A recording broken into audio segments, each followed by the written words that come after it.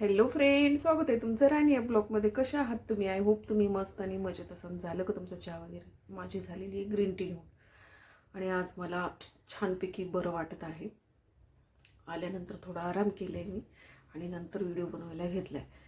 कारण मी आल्यानंतर आराम करत असते, कारण मी सकाळी लवकर उठलेली असते आणि मला दगदग झालेली असते. त्यामुळे मी ना थोडंसं आल्यानंतर 1 तास तरी आराम करते. तेव्हा जाऊन मग मला रात्री रिलॅक्स वाटतं की मी सगळं रात्रीचं काम आवरू शकते. तर त्यामुळे थोडा आरामच करत असते. आणि आराम करून उठल्यानंतर माझा अवतार असा असतो, म्हणून मी म्हणजे आवरत नाही. आल्यानंतर एकदा कपडे चेंज केले आणि फेस क्लीन केला की मी दुसरं काही आवरत नाही. मी असंच बसते व्हिडिओ बनवायला. आणि म्हणजे नाही का, तर बरेच म्हणजे 1 महिन्यापासून, साधारण 1 महिना होत आलेला आहे. 1 महिन्याच्या नंतर फायनली आज पाऊस उघडलेला आहे. म्हणजे आज कुठल्याही पद्धतीचा पाऊस झालेला नाही आहे. तर 1 महिना अजिबात पाऊस बंदच नव्हता आणि सगळीकडे पूर आलेले. पाणी पाणी खूप असं सगळं हे झालं होतं. पाऊस पण गरजेचा आहे, परंतु एवढा लागून नाही राहिला पाहिजे की पार माणसाचे सगळे कामं थांबून राहिले पाहिजे, बरोबर की नाही. तरी सुद्धा बऱ्याच ठिकाणी रेड अलर्ट दिलेला आहे. आणखीन पण 4 दिवसापासून कॉलेज आणि स्कूल बंद आहेत. त्यामुळे बऱ्यापैकी थांबलेलं आहे सगळं. म्हणजे तर 4 दिवस कॉलेज आणि स्कूलला सुट्ट्या दिलेल्या आहेत. कारण बराच पाऊस झालेला होता. आज फायनली उघडलेला आहे. तर आता हे पण न्यूजमधून बऱ्याच जणांना माहिती असेल, पण तरी पण मला काही शेअर करायची सवयी असते की जे आहे ते न्यूज सगळेच बघतात असं काही नसतं. बऱ्याच जणांना कामं असतात, काही लोक न्यूज बघत नाही आहेत. परंतु जेव्हा फ्री असतात तेव्हा यूट्यूब नक्कीच उघडतात आणि यूट्यूबवरती बघत असतात. आणि तो विषय मला शेअर करावासा वाटला का, कारण की एका लहान मुलासोबत ते घडलेलं होतं. आणि अशा फालतूक लोकांना उत्तर देऊन मला त्यांची इमेज वाढवायची नाही आहे. तशी काही ती घाण नव्हती, परंतु तुम्ही दुसऱ्यांना म्हणजे खाली दाखवण्याचा प्रयत्न करता, असं पद्धतीचं होतं ते. असो तरी पण कसं आहे माहिती आहे का, की आपल्याला काय वाटतं आणि आपण काय बोलतो, आपल्याला काय शेअर करावं असं वाटतं, हे आपल्यावरती अवलंबून असलं पाहिजे. समोरच्यांनी तुम्हाला सांगितलं नाही पाहिजे की तुम्ही काय शेअर करायचं, बरोबर की नाही. कारण ही तुमची लाईफ आहे, तुमचा चॅनल आहे, तुमचा डेटा आहे, तुमचा मोबाईल आहे आणि तुमचं तोंड आहे, बरोबर की नाही. तर ते तुम्ही त्याचे मालक आहात की तुम्ही इथं काय शेअर करता. बघायचं का ना बघायचं हे दुसऱ्यावरती अवलंबून असतं, बरोबर की नाही. तर असंच बोलत आहे मी. आणि मला एक नाही का, म्हणजे 2 वेळेस असं झालंय, म्हणून मला विचारायचं आहे. तर कोणाला माहिती असेल तर मला नक्कीच, छोटीशी नॉर्मल गोष्ट वाटेल तुम्हालाही, पण जरी नॉर्मल असली तरी सुद्धा माझ्यासाठी मला ती जाणून घ्यायची. का जाणून घ्यायची तुम्हाला सांगू का, की मला असं वाटतं की त्या वांगे जे आपण मार्केटमधून वांगे आणतो ना, तर मी ह्याच्या आधी कधी बघितलं नव्हतं, पण आता मला 2 वेळेस झाले की वांगे मधले बी आहेत ना, ते बी काळे होत आहेत. आणि ते पूर्णपणे काळं होत नाहीये ते पण सांगते, कुठे कुठं काळं होतंय. तर ते का होतंय, ती बुरशी तर नाहीये ना, हे याच गोष्टीसाठी मी विचारत आहे. जर कोणाला माहिती असेल ते काळं का होतं, तर म्हणजे मी नेक्स्ट टाइम ते बनवणार नाहीये ना. तसं जर असेल तर मी टाकूनच देईल, तसं तर मी टाकूनच दिलेले तर. पण जे चांगले होते तर 2-3च निघाले होते, तर मी आज त्याची भाजी बनवली आणि 2 माझे असे काळे बिया निघाल्या. आणि ह्याच्या आधी पण 1 दिवस आणलं होतं, त्यावेळेला पण तसंच झालं. मी एक आलू मटर बघा, म्हटलं नाही का तुम्हाला, आलू मटरची त्या दिवशी भाजी बनवली गुरुवारी. त्या दिवशी पण त्याच्यामध्ये मला वांगे टाकायचं होतं, मिक्स भाजी बनवायची होती आणि मी ते कापलं तर ते काळच निघाले. म्हणून मला ते वांगे टाकून द्यावे लागले आणि बस आलू मटरच बनवावं लागलं. तर तसंच आज झालं, परंतु आज मला 2-3 वांगे तरी कमीत कमी चांगले त्याच्यात भेटले. परंतु 6-7 वांगे होते, त्याच्यातले 4 वांगे तर तशीच निघाली. तर मला असं माझ्या मनामध्ये असं वाटत आहे की ते जर हानिकारक असेल तर मी बनवणार नाही, खाणार नाही, डायरेक्टली टाकून देईन असं. त्यामुळे मी तुम्हाला विचारत आहे, जर तुम्हाला कोणाला माहिती असेल की ते काळे का होतात बियामधले, त्याला बुरशी येते का, ते पण मला शेअर करा. आणि मी मागे कधी बघितलं नव्हतं, मला आत्ता 2 वेळाच तसं झालेलं आहे, मग म्हणून मी विचारते. आणि मसाला वांग मला अतिशय आवडतं आणि असं ग्रेव्हीवालं नाही, पण मसाला वांग. आणि बघा ते मिक्स भाजी असते, लग्नामध्ये मिक्स भाजी करतात ना, ती भाजी मी घरी बनवते. मला खावीशी वाटली की त्यावेळेला मी वांगे यूज करते. आणि शक्यतो वांग भरीत बनवत असते मी. असं पण 2-3 प्रकार असे मी बनवून वांग्याचे खात असते. तर त्यामुळे मी तुम्हाला विचारत आहे. नाहीतर पूर्णपणे मी वांग बंद करू शकते. जर तसं असेल की ती बुरशीच येते, ती बाबा स्लो पॉइझन होईल किंवा त्याच्यातून काही विषबाधा होईल, असं जर मला कोणी तिथे सजेस्ट केलं तर मला ते बरं होईल. त्याबद्दल मी तुम्हाला विचारत आहे की मला तुम्ही नक्कीच सांगा. आणि मला आणखीन पण एक विचारायचं आहे की आता म्हणजे मी स्वतः शेअर करत नाहीये, मला प्रश्न पडत आहेत, त्याचं उत्तर आता तुम्ही द्यायचं. तर म्हणजे मी तारक मंत्र लावलं होतं गुरुवारी संध्याकाळी मी तारक मंत्र लावलं होतं. आणि ते तारक मंत्र मी म्हणत होते आणि म्हणता म्हणता मला रडायला येत होतं. म्हणजे मी रडत नव्हते, परंतु माझ्या डोळ्यातून पाणी येत होतं आणि मला बऱ्यापैकी रडायला येत होतं. आणि नाही का,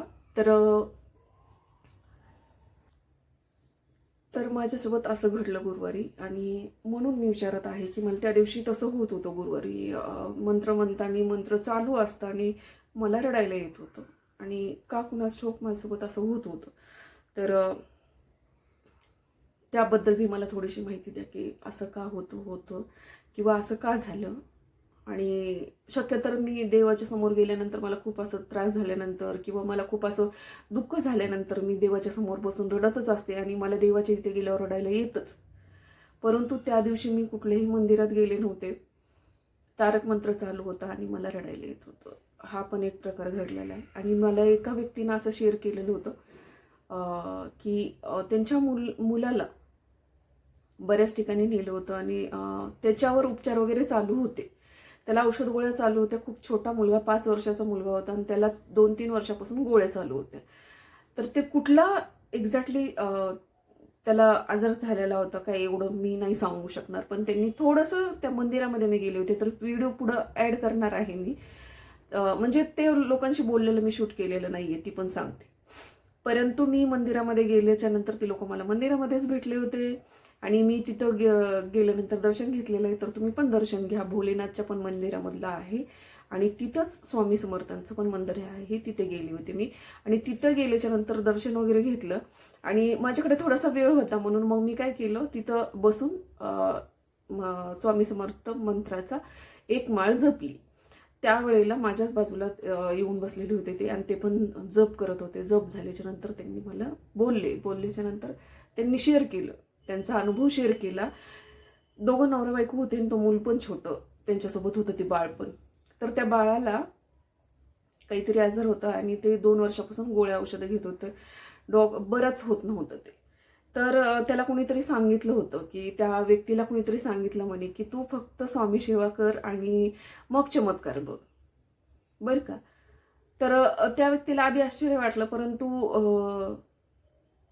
तो म्हणे की काय हरकत आहे असं करून बघायला. त्या समोरच्या व्यक्तीने त्याला फोर्स केला की एवढं सगळं केलंय तू, तर मग हे पण देवासाठी पण करायला काय हरकत आहे, एकदा बघ. तर तो त्या दिवशी मंदिरात गेला वाटतं, स्वामींच्या केंद्रामध्ये गेला, तिथं जाऊन दर्शन वगैरे घेतलं आणि तो घरी आला. तिथं काही त्याला सांगितलं करायला, तर तो घरी आला आणि जाताना मूर्ती घेऊन गेला. मूर्ती नेली त्यानं, मूर्तीची स्थापना केली स्वामींच्या. आणि त्याचं असं म्हणणं होतं की त्या मुलामध्ये त्याला एवढे चेंजेस दिसायला लागले आणि अक्षरशः रिपोर्ट्स नॉर्मल आले त्याचे. त्या मुलाचे रिपोर्ट्स नॉर्मल आले, असं त्याच्या वडिलाचं नाहीचं अनुभव आहे. आणि त्यांनी जसं मला ते शेअर केलं ना, तसं मी लगेच माझी पण शेअर केलं त्यांना की हो, मी तर इथं तुम्हाला पण सांगितलेलं आहे की ॲक्च्युली मी खोटं बोलतच नाहीये. आणि कारण ना मी सुद्धा म्हणते ना, मला कुठंतरी डाऊट पण होता आणि मला ते उपचार माझे चालू पण होते. फायब्रॉइडच्या गाठी आहेत मला गर्भाशयाला असं सांगितलं होतं. आणि मी त्याच्यावर 3 महिने उपचार घेतले. 3 महिने मी गोळ्या खाल्ल्या होत्या. सोनोग्राफीचे रिपोर्ट सुद्धा माझ्याकडे 2 ते 3 वेळा केलेले रिपोर्ट्स आहेत. 2 वेळा तिथे केलेली रिपोर्ट्स आहेत. आणि मी नेक्स्ट टाइम जेव्हा केलं, मी तर स्वामीची सेवा पण एवढी चालू केलेली नव्हती. बस त्यांची ते तारक मंत्र लावायचे किंवा ते प्राचीताईंनी मला सांगितलं होतं की 11 वेळा ते किंवा 21 वेळा त्यांचं हे लिहे स्वामी समर्थ म्हणून, श्री स्वामी समर्थ म्हणून ते लिहित होते. आणि बस मी एवढंच करत होते आणि मंदिरामध्ये एकदा गेले होते. आणि ज्या दिवशी मी हे करायला चेक करायला गेले होते ना, त्या दिवशी मात्र मी देवपूजा करून स्वामींना प्रार्थना करून गेले होते की माझे रिपोर्ट्स नॉर्मल येऊ द्या म्हणून. तर हे मी माझा स्वतःचा सुद्धा अनुभव घेतलेला आहे. तर मग माझा दुसऱ्यांवरती का विश्वास नाही बसणार आहे की हा असं होऊ शकतं. आणि असं माझ्या स्वतः बाबतीत झालेलं आहे. मला पण तिसरा रिपोर्ट्स बघितल्यानंतर आश्चर्य वाटलं की जर मला फायब्रॉइडच्या गाठी 2 आहेत असं सांगितलं होतं, मला त्याच्यावरती उपचार चालू होते. आणि एवढंच नाही तर तिनं मला नेक्स्ट टाइम जेव्हा मी ही सोनोग्राफी करायची होती ना, त्याच्या आधी मी 1 आठवडाभर त्यांच्याकडे गेले होते ना, तर त्या मॅडमनी मला अक्षरशः गाठी जिरलेल्याच नाहीयेत आणि गोळ्यानी काही फरक होतच नाहीये, तुला सर्जरीच करावी लागेल, मला एवढं सुद्धा त्या मॅडम बोलल्या होत्या. सर्जरी करावीच लागेल आणि सर्जरीला किती टायमिंग जाणार आहे, किती खर्च येणार आहे, हे सगळं मी काढून आले होते. आणि त्यांना फक्त एक चान्स मागितला होता की मला एवढ्या वेळेस तुम्ही गोळ्या द्या आणि मी दुसरीकडनं सोनोग्राफी करते. दुसरीकडनं सोनोग्राफी करते म्हटल्याच्या नंतर त्यांनी मला ठीक आहे म्हणून त्या गोळ्या दिल्या आणि मी दुसरीकडे सोनोग्राफी केली. आणि ॲक्च्युली मला माहिती सुद्धा नव्हतं की ते श्री स्वामी समर्थांच्याच नावाने हॉस्पिटल आहे जिथं मी सोनोग्राफी करायला जाते. अजिबात मला कसलंही माहिती नव्हतं. इवन मी चेक तिथं जाऊन 2 दिवस जात होते मी. 1 दिवस माझं झालंच नाही कारण की पाणी भरपूर पिले, पण माझं ते त्यांना जेवढे पाहिजे होते तेवढी हे झालेलं नव्हतं. त्यामुळे त्यांनी त्या दिवशी मला घेतलंच नाही कारण मी उपाशी होते, माझ्या पोटामध्ये गॅसेस पण झाले होते. तर त्यांनी मला त्या दिवशी चेकच नाही केलं. ते म्हणे उद्या सकाळी रिकाम्या पोटी यायचं, कारण मी त्या दिवशी जेवण वगैरे केलेलं होतं जे आदल्या दिवशी गेले होते त्या दिवशी. तर त्यांनी मला दुसऱ्या दिवशी बिना जेवता बोलवलं होतं आणि पाणी भरपूर पिऊन घरूनच ये म्हणून सांगितलं होतं. तर मी सकाळी काहीच घेतलं नव्हतं, बस फक्त पाणी पित राहिले. मी 2 लिटर पाणी पिले होते जाण्याच्या पहिले आणि देवपूजा केली, स्वामींना तेवढं बोलले आणि मी सोनोग्राफी करायला गेले. सोनोग्राफी केली तरी सुद्धा मला ती दुसऱ्या दिवशी सुद्धा गेल्यावर माहित नव्हते की त्या हॉस्पिटलचं नाव हे आहे. इवन मी चेक करून सोनोग्राफी करून घरी आले, डॉक्टरांना दाखवलं, डॉक्टरांनी मला काही नाहीये गाठी नाहीयेत, जिरल्यात गाठी म्हणून सांगितलं. आताच ते उपचार गोळ्या चालू करायची गरज नाहीये, गोळ्या बंद, परत 6 महिन्यांनी एक सोनोग्राफी करून दाखव असं पण म्हटल्या. तरी पण मला माहिती नव्हतं. आणि मी जेव्हा मला कुणीतरी रिपोर्ट्स बघायला मागितले होते त्यावेळेला मी ती रिपोर्ट्स काढले आणि मला त्या रिसीटवरती स्वामींचा फोटो दिसला.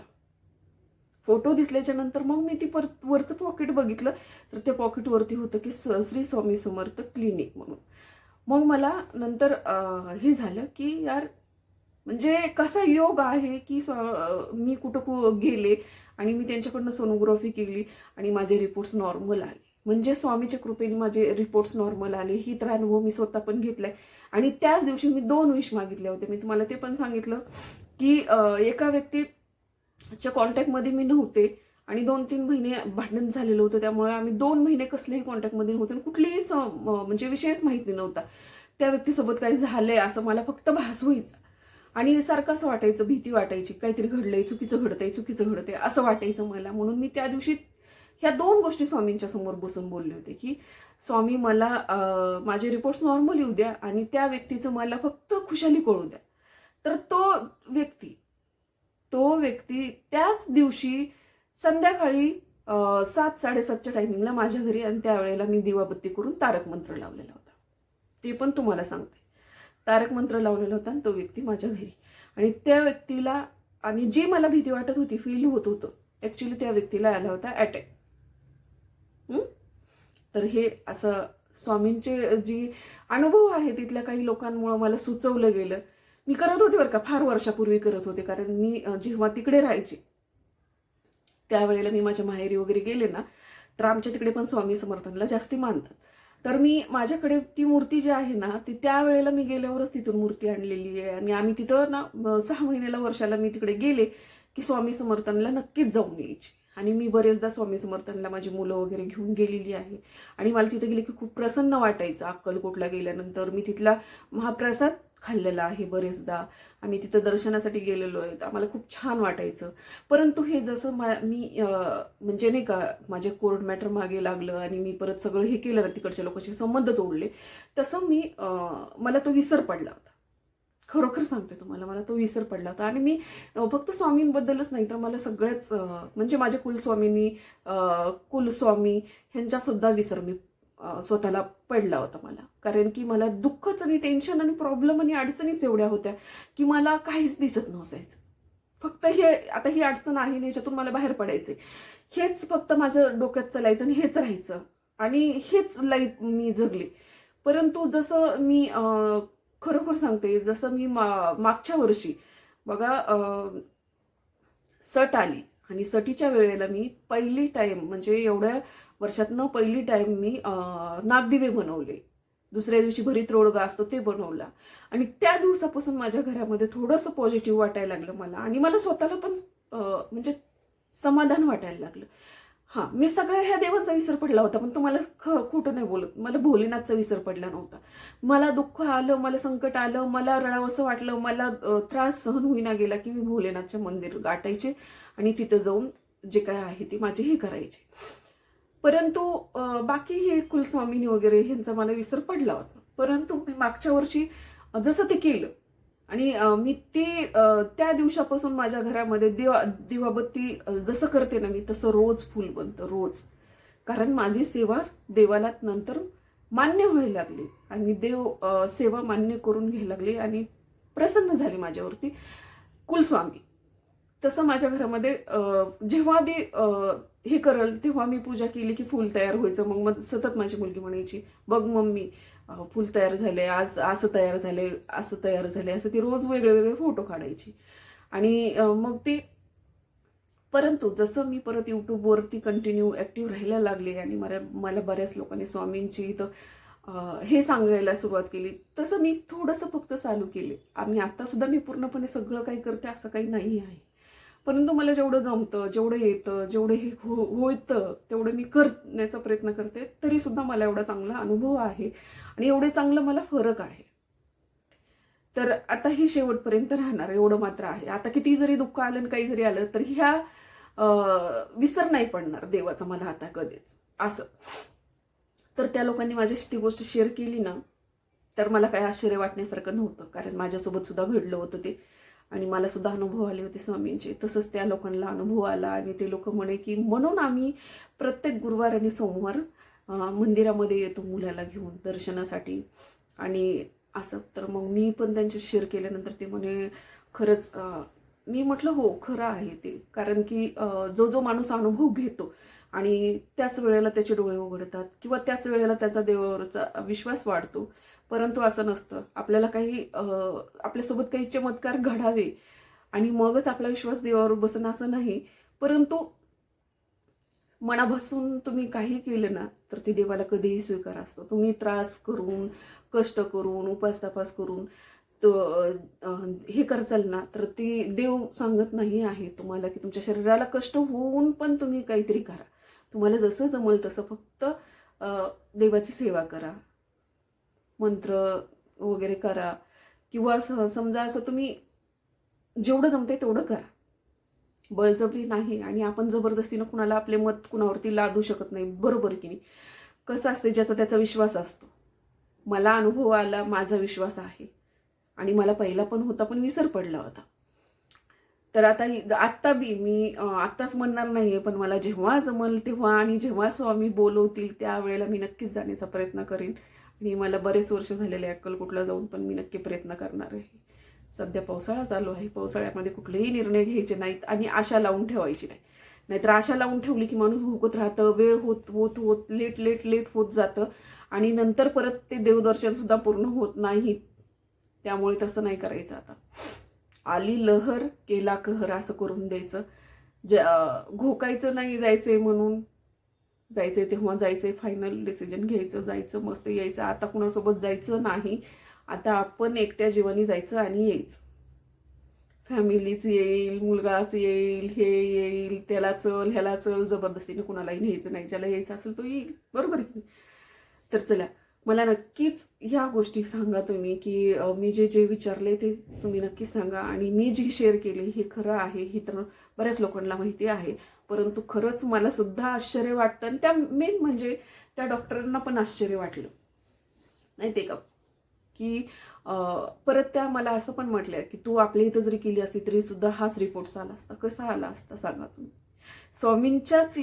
स्वामींचीच इच्छा होती की मी दुसरीकडे म्हणजे नाही का, तिथं जसं मला मनामध्ये डाऊट आला की इथं सोनोग्राफी व्यवस्थित होत नाही आहे आणि काहीतरी प्रॉब्लेम आहे, बरोबर की नाही, तसंच स्वामींनीच माझ्या मनामध्ये आणून दिलं ते की तिथं नको चेक करू, तू ह्या ठिकाणी कर. आणि केव्हा त्या डॉक्टरांच्या रूपामध्ये स्वामी सुद्धा असतील की जे माझं रिपोर्ट्स नॉर्मल आले, बरोबर की नाही. मांडलं तर खूप काही आहे, नाही मांडलं तर काही नाही. आणि खरोखर म्हणजे सांगू शकत नाही तुम्हाला की खरंच मला प्राचीताई आणि सचिनचे खरंच मनापासून आभार की तुम्ही मला आठवण करून दिली स्वामींची, खरोखर. आणि खरंच मला चांगले अनुभव आला, माझा स्वतःचाच मेन म्हणजे अनुभव आलेले आहेत मला. आणि तसंच आशा करते की इथून पुढं पण तुम्ही मला कुठल्या गोष्टी म्हणजे नाही का ज्या चुकीच्या वाटत असतील तर तुम्ही नक्कीच मला सांगू शकता. मला काहीच प्रॉब्लेम नाही आहे, कारण की मला जे फील होते, मला पण वाटतं की जसं तुम्ही मला सांगितलं स्वामींचं असं कर तसं कर, किंवा स्वामींच्या केंद्रात घेऊन जा वगैरे वगैरे मुलासाठी सांगितलं होतं तुम्ही, तसंच मी सुद्धा जर कुणाला एखाद्या व्यक्तीला सांगू शकले आणि एखाद्या व्यक्तीचं दुःख कमी झालं तर मला सुद्धा किती आनंद होईल, बरोबर की नाही. जसं तुम्हाला आज मी तुमच्याबद्दल बोलते तर तुम्हाला आनंद होणारच आहे, कारण की तुम्ही दोघांनी मला सुचवलेलं स्वामींचं. आणि त्यामुळे ज्या लोकांनी आपल्यासाठी काही चांगलं विचार केलेले असतात, आपल्याला काही चांगलं सांगितलेलं असतं, तो स्वीकार करायला कशाची शरम आलेली आहे. आणि ज्यांनी आपल्यासाठी चांगलं केलंय त्याचं नाव नक्कीच घ्यावं. वाईट लोकांचं आपण कसं नाव घेतो लगेच, ह्याच्यामुळं माझं वाईट झालं, ह्याच्यामुळं माझं वाईट झालं. तर अरे ज्याच्यामुळं तुमचं चांगलं झालंय त्याचं बी कधीतरी नाव घेऊन बघा ना, म्हणजे कळल. माणूस तोच आहे जो चांगल्याचं पण नाव घेतो आणि वाईटाचं पण नाव घेतो. नुसतं वाईट लोक लगेच दुसऱ्यांवरती थोपायला तयार असतात, पण चांगलं झालं की माझ्या नशिबानं झालं आणि वाईट झाले की ह्यानंच केलं, असे लोक पण असतात बरं का. तर चला भेटूया पुढच्या ब्लॉगमध्ये. तोपर्यंत मस्त खा, स्वस्त राहा आणि आपली काळजी घ्या. Bye bye. तर हे बघा फ्रेंड्स, हे भोलेनाथचं मंदिर आहे आणि इथे मी दर्शन घ्यायला आलेली आहे, तर तुम्ही पण दर्शन घ्या. इथे बाहेर आल्यानंतर परत बाहेर नंदी आहे, किती सुंदर आहे ना नंदी. तर इथे पण दर्शन घेऊ शकता तुम्ही. आणि बाहेर आल्यानंतर मंदिर असं दिसत आहे आणि त्याच्याच मंदिराच्या बाहेर बघा हा नंदी आहे काळ्या पाषाणाचा. आणि आता मी स्वामी समर्थांच्या मंदिरामध्ये आलेले आहे, तर तुम्ही पण दर्शन घ्या. श्री स्वामी समर्थ. आणि इथे मी अमावस्या दिवशी गॅस शेगडी क्लीन करून, पूर्ण कट्टा क्लीन करून मी अन्नपूर्ण मातेची आणि गॅस शेगडीची पूजा केलेली आहे. तर कशी झाली पूजा नक्की सांगा. आणि पूर्ण क्लिनिंग करूनच मी पूजा केलेली आहे. आणि इथे मी स्वस्तिक काढलेला आहे शेगडीवरती आणि इकडे अन्नपूर्णा माता आहे. तर मी अशा पद्धतीनं पूजा करते. इकडे देवाऱ्यामध्ये पण मी देवारा क्लीन करून पूर्ण देवाऱ्यातले देव सगळे क्लीन केलेले आहेत आणि किती सुंदर अशी पूजा केलेली आहे बघा तुम्ही. आणि आज मंदिर पण खूप चमकत आहे, कारण बऱ्याच दिवसांनी क्लीन केले मंदिर, त्यामुळे. तर हे मंदिर जरा घाणच होतं, त्यामुळे सतत क्लीन करावं लागतं. तरी मी करतच असते अधूनमधून. इकडे मी माझ्या पितरांसाठी दिवा लावून ठेवलेला आहे दक्षिण दिशेला. तर सांगितलं होतं कोणीतरी म्हणून मी ते केलं. तर दक्षिण दिशा आहे ती माझ्या घराची, म्हणून त्या साईडला ठेवलं आहे. आणि परत मी इथं मंदिरच शूट केले. तर त्यानंतर मी हे ऑप्शन माझ्या मुलाचं केलं होतं आणि तो दिवा मी बाहेर ठेवला होता.